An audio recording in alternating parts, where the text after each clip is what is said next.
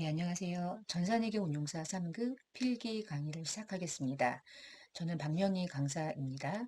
자, 2022년도 상공회의소가 주관하는 이 자격증은 어떤 형태로 시험이 출제가 되고 있고요. 시험의 특징, 그리고 이제 회계라고 하는 기본적인 과정을 좀 공부하도록 하겠습니다. 자, 시험 안내와 회계 기초 개념을 살펴볼 거고요. 첫 번째는 이제 시험 안내는 전산회계 운용사는 급수가 1급, 2급, 3급으로 구분되어 있는데요. 이 중에 여러분이 이제 3급 자격시험과 관련된 과정에 이제 학습을 하시는 거겠죠. 자, 대한상공회의소와 관련된 자격평가 사업단에서 시험을 여러분에게 어떤 형태로 출제되는지, 시험은 어떻게 이제 응시하는지에 대한 걸 홈페이지에 들어가서 참고하실 수가 있습니다.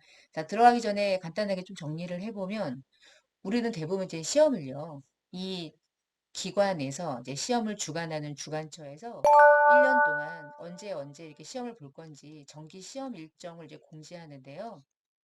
여러분이 공부하고자 하는 전산회계 운용사 자격증은 상시 시험 제도입니다. 그 정기 시험이 없어요. 여러분이 수험생이 원하는 날짜에 시험이 있다면 그 날짜를 선택해서 시험을 봅니다. 시험장도 매번 이제 고시하고 있고요. 그래서 상시 시험 제도고요. 정기적인 시험 일정이 별도로 없기 때문에 수험생의 입장에서는 매우 좋아요. 그러니까 정기 시험 일정에 내가 개인적인 일정이 안 맞으면 시험을 놓칠 수가 있는데 여러분이 아무 때나 시험을 볼 수 있고요. 주말에도 시험이 많기 때문에 주말에 특히 뭐 직장인들 같은 경우는 주말에 저녁에도 시험이 있고 뭐 오전에도 있고 다양하게 시험이 제도가 구성되어 있어서 상시 시험 제도가 꽤 아주 좋은 제도 중에 하나인 것 같고요. 자, 두 번째는 우리 전산회계 운용사 대부분의 자격증들은 필기와 실기를 같은 날 같이 봐요. 한 페이지로. 그러니까 한 문제로. 그래서 필기는 전체 점수의 뭐 30점, 100점. 실기는 70점, 100점. 두 개 더한 100점 만점 시험이고요. 그 중에 합격 점수가 뭐 70점. 이런 식으로 이제 시험이 구성되어 있어요. 대부분은 그렇습니다. 그런데 이 시험의 특징은 뭐냐면 필기, 실기를 같은 날 응시하지 않고요. 필기 시험이라고 별도로 시험을 응시하게 되고요. 필기 시험에 합격한 사람에 한해서 실기 시험을 응시할 수 있어요. 그래서 필기를 합격한 사람에 한해서 실기 시험을 응시하고요. 이 실기 시험에서 합격이 됐을 때 자격증을 취득하게 돼요. 그리고 필기에 합격하게 되면 2년간은 1년인지 2년인지는 다시 봐야겠네요. 자, 1년, 2년간은 필기를 다시 시험 보지 않고요. 실기를 계속 응시할 수 있어요. 그래서 필기를 일단 따두고 실기를 나중에 공부해서 이렇게 해서 자격증을 취득하는 과정입니다. 그래서 필기를 따로 본다는 거, 실기를 따로 본다는 거, 그리고 실기 시험은 필기 시험에 합격한 사람에 한해서 응시가 가능하다는 겁니다. 이렇게 해서 자격증을 취득하게 됩니다. 그래서 과정이 필기 과정과 실기 과정으로 나누어서 이제 진행이 됩니다. 그리고 세 번째는 대부분 또 우리 여러분이 시험 보고자 하는 대부분의 세무회계 자격증들은 우리나라 기준이에요. 그래서 중소기업이 적용받는 일반 기업 회계 기준을 적용해서 시험 문제를 출제하는데 전산회계 운용사 자격증은 우리나라 일반 기업 회계 기준이 아니라 한국이 채택한 IFRS라는 국제 회계 기준을 적용해서 시험 봅니다. 그래서 조금씩 달라요. 그래서 일단 정기 시험 제도가 아니라는 것도 특징이고요. 필기를 먼저 따로 보고 필기가 붙은 사람이 실기를 따로 봐서 자격증을 취득한다는 게 특징이고요.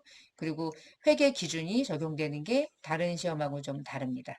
그러니까 대부분은 여러분이 자격증을 취득해서 취업도 하고 관련된 회계 공부를 할 때 대부분 중소기업 정도의 수준의 시험을 보기 때문에 다른 시험들은 일반 기업 회계 기준이라는 걸 사용하는데 전산회계 운용사 시험은 그냥 IFRS라는 국제회계 기준을 적용한 시험을 문제로 출제하기 때문에 조금 더 다르다라고 이해하시면 될 것 같아요. 잠깐 그 다음에 내용들을 좀 살펴보기 전에 잠시 홈페이지를 좀 들어가겠습니다. 자, 홈페이지에 들어가시면 예쁜 언니가 있네요. 자, 아래쪽을 보시면 이 아래쪽 하단 부분에 접수 중인 상시 시험이라고 보이시죠? 이 중에 워드 프로세서, 컴퓨터, 한자, 그리고 전산회계 운용사가 있을 거예요. 그러니까 전산회계 운용사는 메일 접수가 가능하고요. 해당 지역에 내가 시험 보고자 하는 지역의 상공회의소가 어떠한 그 시험 일정을 가지고 있고 장소는 어떻게 배정되어 있는지를 들어가서 매일매일 여기 개인 접수 바로 들어가서 로그인 하신 다음에 뭐 가입하셔야겠죠? 가입하시고 로그인해서 여러분이 원하는 날짜에 어느 시험 장소에서 시험이 있는지 확인하실 수가 있습니다. 자, 그리고 관련된 정보는 종목 소개에서 아래쪽으로 내려가시면 회계세무, 상공회의소에서 주관하는 회계세무 자격증은 전산회계 운용사밖에 없고요. 국가기술 자격증으로 되어 있습니다. 아래 보시면 이제 응시 자격은 뭐 따로 없고요. 급수가 이제 1, 2, 3급으로 나누어져 있고요. 합격 요것만 잠깐 볼게요. 시험은 필기, 실기를 따로 보는 거고요. 자, 필기는 매 과목당 40점 이상이고 평균 60점입니다. 그래서 전산회계 운용사는 과목이 하나밖에 없어요. 그래서 과목이 하나밖에 없기 때문에 그냥 필기 시험이 40분 동안 시험을 보는 건데 점수가 60점 이상이어야지 이제 합격 점수가 되는 겁니다. 40점은 이제 과락이에요. 그러니까 예를 들면 뭐 이런 거야. 운용사 시험 중에서 2급이나 1급 같은 경우는 과목이 돼 두 과목이에요. 이렇게 두 과목.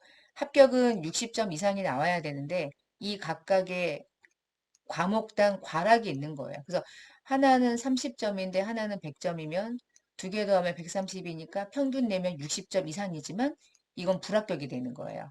한 과목당 적어도 40점 이상은 맞아야 두 과목을 더해서 평균이 이상일 때 그럴 때 또 점수를 주기 때문에 그런 얘기인데 전산회계 운용사 상급은 회계 원리 한 과목만 출제되기 때문에 그냥 60점 이상 맞으시면 되겠습니다. 점수는 실기는 나중에 다시 할 거고요. 70점 이상 이렇게. 자, 이 얘기를 이제 다음 페이지로 가서 좀 해볼게요. 그래서 우리 3급은 필기, 실기를 따로따로 보는 거고요. 모든 시험 마찬가지지만 전산회계 운용사 3급은 회계 원리 파트만 시험 문제가 출조돼요. 그러니까 1, 2, 3급 중에 제일 쉽겠죠. 그 다음이 또 이제 2급, 3급이 되는 거고요. 전체 객관식 25문항이 출제가 되고요. 시험 시간은 그 길지 않아요. 한 40분 정도입니다. 25문항이니까. 그래서 40분 동안 시험을 보게 되고 25문항이고요. 합격은 60점입니다. 60점 이상이면 합격이 됩니다. 시험장 가실 때 계산기는 반드시 가져가셔야 돼요. 계산하는 문제가 나올 거고요. 공학용 같은 것들은 쓸 수 없어요. 그러니까 단순한 사칙 연상만 가능한 기본적인 짤집 계산기만 가져가셔야 됩니다.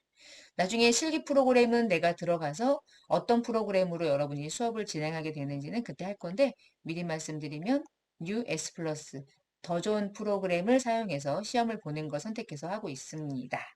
자, 되셨죠? 자, 그러면 우리 전산기기 운용사 시험은 이제 필기 시험이 어떤 식으로 출제가 되는지 22년도 1월 1일부터 출제가 되는 기준이 다소 변경됐고요. 이 과정은 22년도부터 24년까지 적용되는 이 기간 동안의 필기 과정이다라고 보시면 되겠어요. 그래서 출제 기준은 2, 3, 4, 그러니까 3년이라는 기간 동안은 출제 기준이 변경이 되지 않습니다. 자, 말씀드렸던 것처럼 시험 시간은 40분이고요. 객관식 25문항이 출제가 됩니다. 그리고 아실지 모르겠는데 대부분 이제 페이퍼로 시험 보는 게 사라지고 있어요. 그러니까 우리가 시험 보는 전산회계 운용사 상급은 CBT라고 해서 컴퓨터를 가지고 시험을 봅니다. 그래서 종이를 나눠주지 않아요. 시험장에 가시면 여러분의 개인적으로 이제 여러분 자리가 배정되어 있는 컴퓨터 앞에 앉아서 문제가 컴퓨터 화면으로 나올 거고요. 여러분은 마우스로 문제를 읽고 그 답을 마킹하는 방식으로 시험을 보기 때문에 종이가 별도로 존재하지 않아요. 이 시험. 그리고 대부분 이제 시험이 다 이제 비대면으로 이제 전환이 되기도 하고, 그래서 전산회계 운용사가 비대면이 아직 되진 않았지만, 일단 시험장에 가서 봐야 되겠죠. 그러니까 비대면이 좋긴 한데, 비대면은 집에서 시험 보다 보니까 어떤 상황에서 어떤 그 뭐 컨닝을 할 수도 있는 거고요. 누군가로부터 이제 조력을 받을 수도 있어서 그런 부분이 이제 아직까지는 정확하게 한가름이 되기가 어려우니까 아무리 컴퓨터가 제대로 인공지능이 잘 아무리 그런 것들을 캐치한다 그래도요.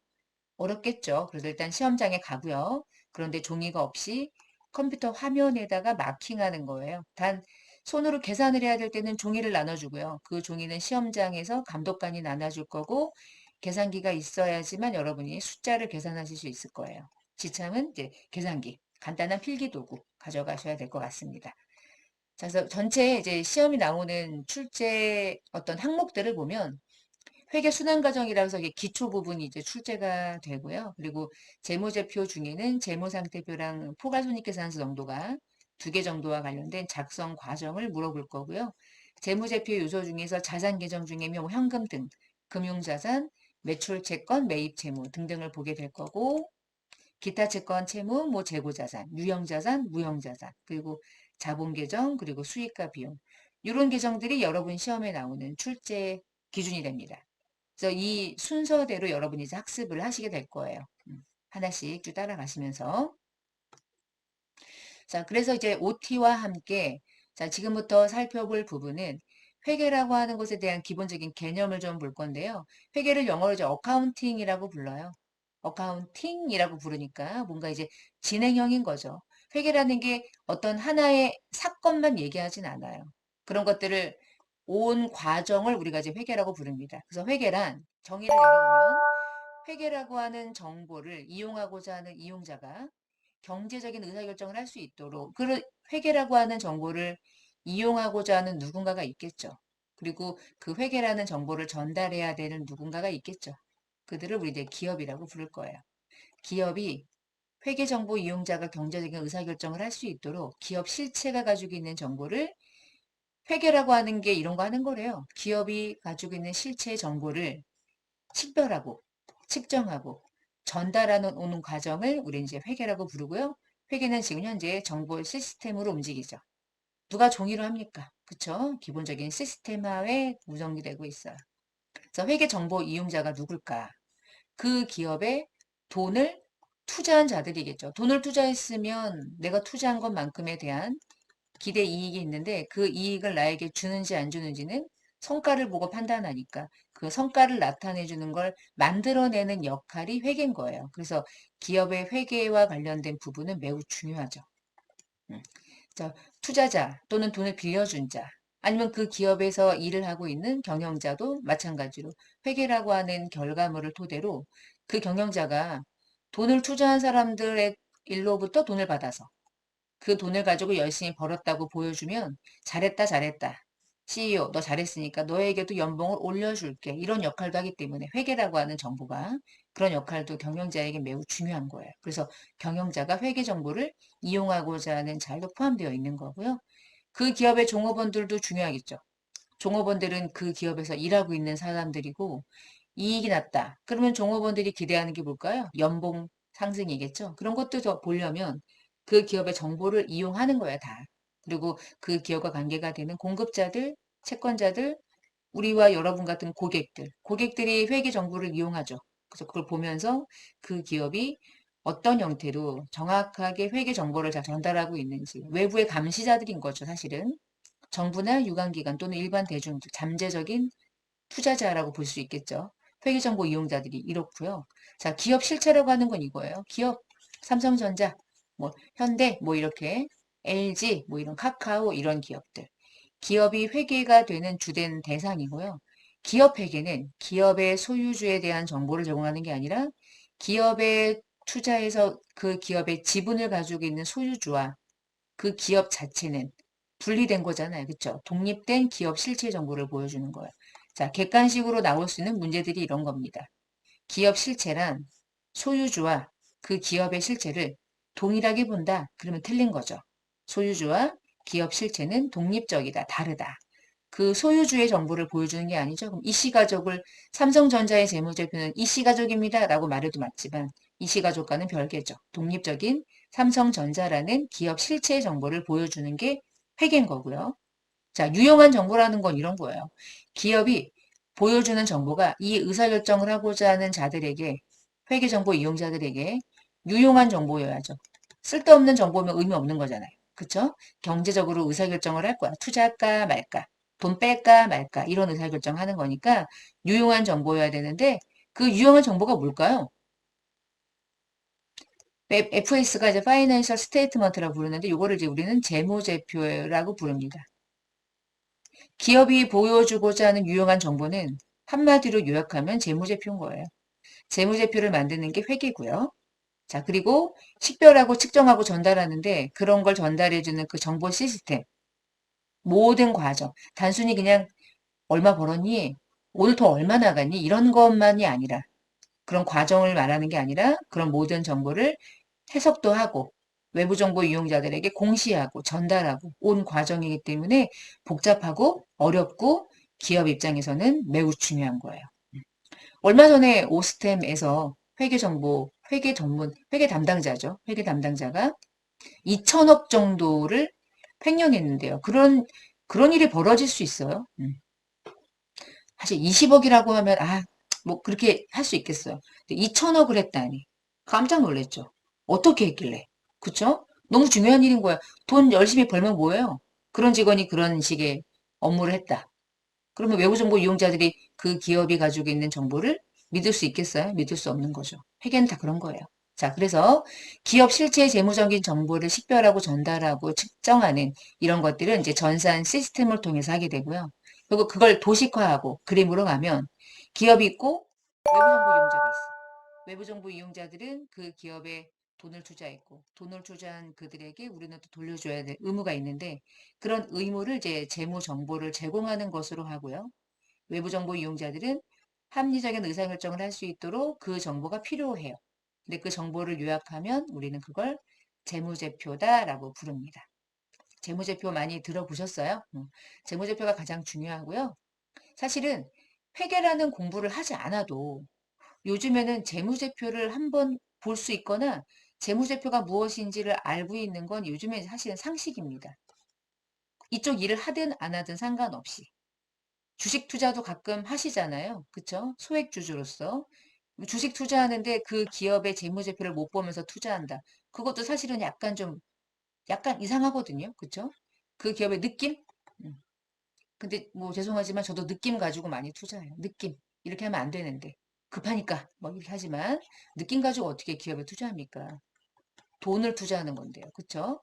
재무제표를 볼 줄 알아야 하기 때문에 우리가 뭐 꼭 공부를 하지 않아도 이건 요즘에 기본인 것 같아요.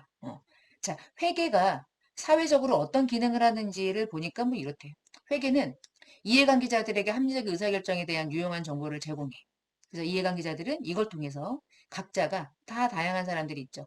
합리적인 의사결정을 하면 사회 전체적으로 투자하고 투자받고 자금이 이제 움직이겠죠, 이렇게. 그래서 합리적인 자원 배분이 이루어지고 다양한 이해관계자들 간의 이해관계, 형평 문제도 해결될 수 있대요. 회계라는 게 그런 정보를 보여주기 때문에 사회적으로 그런 기능을 하는 거예요. 그리고 회계가 국가가 경제정책이나 사회정책을 수립하는데 기초 자료가 되어 다양한 기업들이 있어요. 그 기업들의 현재 손익의 결과, 그리고 재무 상태, 이런 정보들을 토대로 우리 기업, 우리 국가가 이 기업이 가지고 있는 이런 경제적인 정보를 토대로 이후에 어떤 예산을 수립하거나 이 기업에서 필요로 하는 것들, 사실은 우리나라에서 제일 문제가 되는 것 중에 하나가 돈도 돈이고 그런데 이 돈이라는 게 돌아야 되는데 직장이 못 들어가니까 직장이 못 들어가니까 돈을 못 벌어. 그렇지 않아요? 그렇죠? 청년들이. 근데 청년들이 들어가서 일하고 싶은 곳이 기업이지 않습니까? 그렇죠?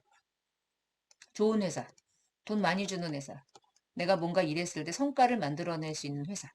그러면 그 기업에서 일자리를 만들어야 청년들을 고용할 수 있고요. 청년이 아니라 할지라도 그러면 그 기업들이 만들어내고 있는 어떤 정보가 국가 입장에서 봤을 때는 어떤 의사결정을 할 때 또 좋은 기초 자료가 되는 거예요. 이게 이제 하나죠, 하나. 정치랑 기업을 뗄래야 뗄 수 없고요. 그렇죠? 기업과 우리 개개인들의 소득을 뗄래야 뗄 수 없죠. 그래서 이 기업이 어느 정도의 성과를 나타내고 있으며 그 기업에 어느 정도의 투자 가치가 있느냐가 꼭 주주가 관심이 있는 것이 아니라 그 다양한 형태로 관계를 맺고 있는 거예요. 그래서 회계는 중요한 것 같아요. 꼭 제가 모르게 해서가 아니라. 자, 근데 이제 회계를 또 분류해 볼게요. 회계는 기업이 만들어내는 이 회계는 누가 그 정보를 이용하느냐, 누가에 따라서 이제 둘로 나뉘고 싶은 거예요. 기업이 만들어내는 회계 정보를 내부에서 이용하는 경우는 경영자가 이용하는 거고요. 외부에서 이용하는 거는 이들인 거죠. 아까 얘기했던 다양한 사람들.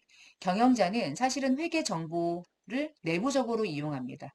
근데 왜 내부적으로 이용한다고 말하냐면 경영자는 회사 안에서 일해서 그러는 게 아니라 경영자가 회계 정보를 이용하면서 뭘 이용하냐면 대부분 여러분 이제 제품 만드는 제조업은요. 제품을 만들잖아요. 만들려면 되게 오래 걸리거든요. 그럼 제품을 만들려면 원가가 들어가요. 그 원가를 통해서 팔아요. 팔면 얼마에 파느냐는 얼마가 들어가서 얼마에 파느냐에 따라서 이제 이익이 만들어지겠죠.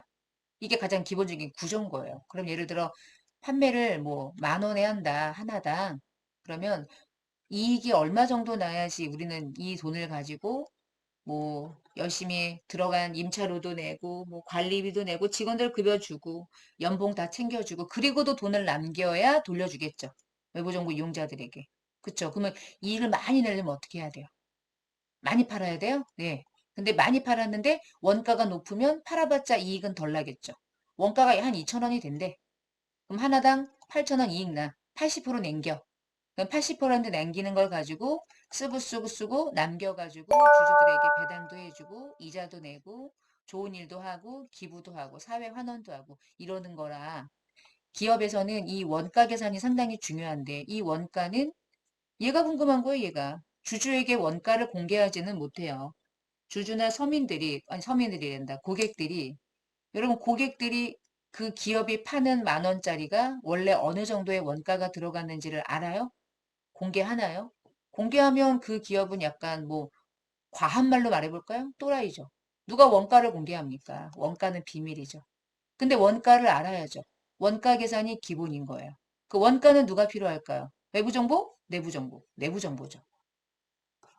원가가 얼마인지를 아는 게 중요하고 두 번째는 아는 것만 중요할까요? 어떻게 하면 원가를 절감할까? 어떻게 하면 원가를 절감할까? 그런 의사결정을 하는 자는 CEO죠. 그래서 회계는 내부적인 의사결정의 회계도 있고요. 외부 정보 이용자들에게 보여주는 회계도 있는 거예요. 그래서 내부 정보 이용자가 있고 외부 정보 이용자가 있습니다. 그래서 회계는 크게 셋으로 나누어서 우리가 구분해요. 재무회계, 원가관리회계, 그리고 세무회계 이렇게 세 가지 형태로 나눕니다. 자, 재무회계는 쉽게 말하면 재무제표를 만들어서 보고하는 게 목적이에요. 그러면 재무제표는 기업마다 다른 방법을 적용하면 큰일 나요. 그래서 동일한 회계 기준을 적용하는데 우리가 적용할 회계 기준은 국제회계 기준인데 우리나라가 적용해서 KIFRS라는 기준을 공부할 겁니다. 그러면 그 정보는 누가 봅니까? 외부 정보 이용자들이. 우리 그 기업에 자금을 투자한 자들에게. 근데 이미 1년이라는 기간이 경과되면 X 2년도 1, 2, 3월에 열심히 재무제표를 만들어서 보여줘요. 그러면 보세요. X 2년에 보고되는 재무제표는 몇 년도 내용입니까? 1년치 손익이죠. 그러면 보는 날 기준으로 전년도 걸 보는 거잖아요. 그쵸? 지금 당장의 손익을 볼 수는 없어요. 마감이 되어 있지 않기 때문에. 그래서 꽤 과거 정보를 보게 된다라고 이제 여러분이 인식하시면 돼요. 쉽게. 과목은 여러 가지가 있는데 여러분 전산회계 운용사 3급은 이 정도의 원리를 공부하시게 되는 거예요. 전산회계 운용사 2급 넘어가면 중급 갑니다. 1급 가면 고급 가는 거예요. 급수마다 다르고요. 자, 두 번째, 아까 얘기했던 원가관리회계. 그러니까 원가는 관리하기 위해서 하는 거기 때문에 길게 풀네임으로 말하면 원가관리회계다라고 불러요. 특정 보고서지 어떤 외부에 보여주는 게 아니고요. 경영자가 의사결정을 하기 위해서 내부 정보 이용자에게 보여주는 거기 때문에 특정 보고서고요. 특정 양식이 없어요. 기준? 없어요. 기준이 없어요. 기준이 없기 때문에 중구난방입니다. 그래서 원가관리회계는 뭐 이랬다가 저랬다가 되게 다양해요. 그리고 원가는 왜 만드냐면 1년 동안의 원가가 얼마만큼 투입됐는지를 X 2년에 보려고 하는 게 아니에요. 자, X 1년도 월 단위로 원가를 마감해서 1월에 원가가 발생된 금액을 보고 야, 제품을 이렇게 1,000개 정도를 생산할 때 100만 원 들어갔어? 원가 좀 줄여봐. 어떻게 하면 줄일 수 있어? 2월에 원가 좀 절감해보자. 이런 의사결정을 하려고 하는 거라 매우 미래 정보를 예측하기 위한 원가를 활용하게 돼요. 그래서 이미 늦은 정보를 나중에 보는 건 의미가 없습니다. 그래서 그러니까 재무회계는 과거 정보를 보는 거지만 원가관리회계는 미래 정보를 예측하는 거예요. 그리고 의사결정을 미리미리 하는 거죠. 원가 절감할 수 있는 방법을 찾자. 일단 발생된 거, 그리고 아직 들어가지 않았지만 미리 좀 알려줘봐. 다음 달을 예측해야 되니까. 그래서 원가는 원가 회계, 관리 회계 이렇게 나뉘어요. 관리 회계가 더 어려워요. 음. 자, 마지막은 세무회계인데 굳이 세수로 나누자면 세무회계도 있어요. 세무회계는 네가 돈 벌었니? 야, 벌었으면 끝나니? 세금 내야지. 부가세 내, 소득세 내, 근로자들에게 급여 줬어? 소득세 원천 징수해. 너 법인이니? 그럼 법인세라는 세금 내라. 벌었으면. 이런 세금들을 구하는 거예요. 법인세, 소득세, 부가세 말고도 많아요. 자, 많은데 이게 기본이죠. 기업에서 발생되는 세금의 종류를 굳이 따지자면 과세당국에게 신고서를 만들어서 세법에 의한 정확한 세금을 신고하기 위해서 하는 회계 분야를 우리는 세무회계라고 부릅니다.